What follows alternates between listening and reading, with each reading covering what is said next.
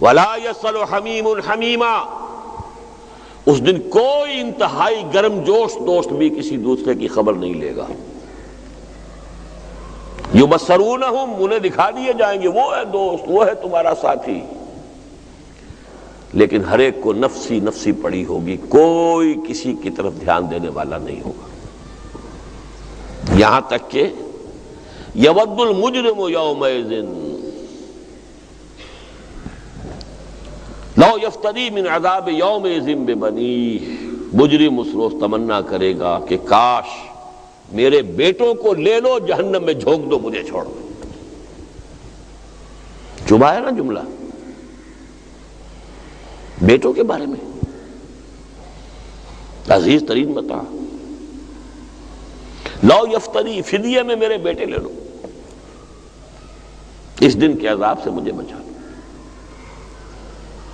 یود المجرم لو یفتدی من عذاب یومئذ ببنیہ وصاحبتہ واخیہ، اور لو میری جورو کو بھی جھونکو، میرے بھائی کو بھی جھونکو، مجھے بچاؤ۔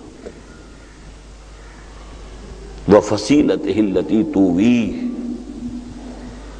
اور میرے پورے کنبے قبیلے کو لے لو اور جھونک دو، مجھے بچا دو۔ ثم ینجیہ، لیکن کسی طرح مجھے نجات مل جائے، کلا، ہرگز نہیں۔ اور یہاں بات ہو گئی نا، یہاں تو ساری محبتیں اور ساری دلداریاں اور دلجوئیاں اور لحاظ اور پاس اور حقوق کیا کریں جی، حقوق العباد ہیں، تو حقوق العباد سے کوئی فرصت ملے گی تو سوچیں گے نا کسی اور بات کی طرف۔ یہ ساری سوچ جو ہے وہ تو انہی رشتہ داریوں، انہی تعلقات، اور بھی مختلف انداز قرآن میں اختیار کیے گئے ہیں اس کے لیے، حدیث میں بھی آئے ہیں، لیکن میں ادھر نہیں جانا چاہتا، صرف ان دو مقامات پر جو آیات آئی ہیں۔ وَلَا يَسْأَلُ حَمِيمٌ حَمِيمًا يُبَصَّرُونَهُمْ، دکھا بھی دیے جائیں گے، حسرت ہو جائے، یہ میرا وہ لاڈلا، میرا بیٹا جس کے لیے میں نے اپنے آپ کو انویسٹ کر دیا تھا، آج میری طرف دیکھ بھی نہیں رہا، تاکہ حسرت ہو۔ جیسے کہ بہت سے لوگوں کو بڑھاپے میں حسرتیں ہوتی ہیں، جس اولاد کے لیے اپنے آپ کو کھپا دیا، پھر بڑھاپے میں جو سلوک وہ کرتی ہے، حسرت ہوتی ہے کہ نہیں؟ ہم نے تو اپنے آپ کو گلا دیا ان کے لیے، اور یہ ہمارے ساتھ کیا کر رہے ہیں؟ یبصرونہم، دکھا دیے جائیں گے وہ انہیں۔ یود المجرم لو یفتدی من عذاب یومئذ ببنیہ وصاحبتہ واخیہ وفصیلتہ التی تؤویہ، یہ فصیلتہ التی تؤویہ کا اصل مفہوم آج ہم نہیں سمجھ سکتے۔ یہ قبائلی زندگی میں ہوتا تھا، قبیلہ پناہ گاہ ہوتا تھا انسان کے لیے، محافظ ہوتا تھا اس کی عزت کا، اس کی آبرو کا۔ کوئی اگر اس سے خطا ہو گئی ہے تو اس کا تاوان آ رہا ہے تو قبیلہ شیئر کرتا تھا، کہ اکیلا آدمی نہیں کھڑا ہوتا تھا کہ بھگتو، اب نہیں، قبیلہ، کنبہ، خاندان۔ اب تو یہ کہ اربنائزیشن، شہری زندگی میں اس کی حیثیت ختم ہو گئی ہے، لیکن یہاں جو الفاظ آئے ہیں، یود المجرم لو یفتدی من عذاب یومئذ ببنیہ وصاحبتہ واخیہ وفصیلتہ التی تؤویہ، وہ اس کا کنبہ قبیلہ جو اسے پناہ دیا کرتا تھا۔ وَمَنْ فِي الْأَرْضِ جَمِيعًا ثُمَّ يُنْجِيهِ، اور جو بھی زمین میں ہے تمام انسانوں کو لے لو فدیے میں اور خدا کے لیے مجھے چھوڑو۔ کلا، ہرگز نہیں، ایسا نہیں ہوگا، آپ کو بھگتنا پڑے گا۔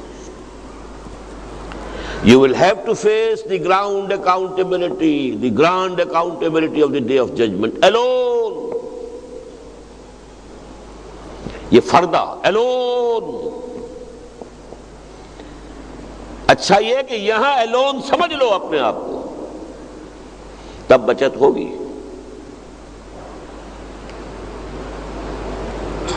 ذہناً، احساس کے اعتبار سے اپنے آپ کو تنہا سمجھو۔ یہاں بھی ذہن تو میرا آ رہا ہے، میں کہوں فلسفیانہ مضمون ہے، اس میں آدمی کا لیول آف کانشسنس جتنا اونچا ہوتا جاتا ہے اتنا ہی اس میں لونلینس کا احساس بڑھتا جاتا ہے۔ جتنا لوور لیول پر ہوں گے، حیوانی سطح پر ہوں گے، وہ آپ کو معلوم ہوگا کہ ہاں سب ہیں کیسے ہیں، محفل ہے۔ اونچے ہوتے جائیں گے تو تنہائی کا احساس ہوگا۔ ایک الون وہ ہے قل هو اللہ احد، اور ایک الون ہمارے اندر ہے، وہ ہماری روح ہے۔ اس روح کا کوئی رشتہ نہیں ہے، نہ اس کا کوئی باپ ہے، نہ اس کا کوئی بیٹا ہے، نہ اس کی کوئی بیوی ہے۔ یہ باپ، بیٹا، بیوی، شوہر، یہ سارا تعلق جسد کا ہے، روح کا نہیں ہے۔ روح کا تعلق کسی سے نہیں، صرف ذات رب کے ساتھ ہے۔ یسألونک عن الروح قل الروح من امر ربی، وہ کسی کا بیٹا یا بیٹی نہیں ہے، کسی کا باپ یا ماں نہیں ہے، یہ الون۔ اور پلوٹائنس ایک بہت بڑے حکیم اور فلسفی ہوتے تھے الیگزینڈریا کے، انہوں نے ایک عجیب 3 الفاظ کہے، flight of the alone to the alone, تقرب جس کو کہا گیا حدیث میں، تقرب اللہ، اس تنہا کی پرواز تنہا کی طرف۔ ایک وہ تنہا ہے ذات باری تعالی، قل هو اللہ احد، اس کا ترجمہ اگر آپ ایک کرتے ہیں تو غلط ترجمہ ہے، اللہ ایک ہے، وہ تو اللہ واحد ہو سکتا ہے، احد تنہا۔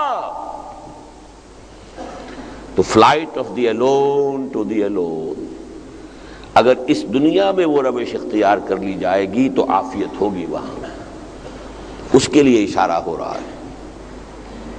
اور اسی کو پھر سورہ عبس میں دہرایا گیا، اس لیے کہ یہ بارہا یہ باتیں آپ نے سنی ہوگی، میرے رفقا نے دوبارہ سنی ہے بہت مرتبہ، 20 مرتبہ۔ اہم مضامین قرآن مجید میں کم سے کم 2 جگہ ضرور آئیں گے۔ یوم یفر المرء من اخیہ وامہ وابیہ وصاحبتہ وبنیہ لکل امرئ منہم یومئذ شأن یغنیہ، وہی مضمون جس دن کہ انسان بھاگے گا اپنے بھائی سے اور اپنی ماں سے اور اپنے باپ سے اور اپنی بیوی سے اور اپنے بیٹوں سے، ہر ایک کو اس روز پڑی ہوگی اپنی اپنی، نفسی نفسی۔ یہ ہے یہ محاسبہ اخروی کی کیفیت کے جو قرآن مجید میں ان الفاظ میں بیان ہوئی ہے۔ میں نے یہ کیوں آیات آپ کو سنائی تاکہ معلوم ہو جائے اصل کامیابی انفرادی کامیابی۔ ملک بہت کامیاب ہو گیا، میرا بیڑا غرق ہو گیا تو مجھے کیا حاصل ہوا ملک سے، اگر آخرت میری برباد ہے۔ دین کا غلبہ ہوا یا نہیں، میں اللہ کے ہاں سرخرو ہو گیا، میں کامیاب ہوں۔ ان دونوں چیزوں کو ذہن میں رکھیے۔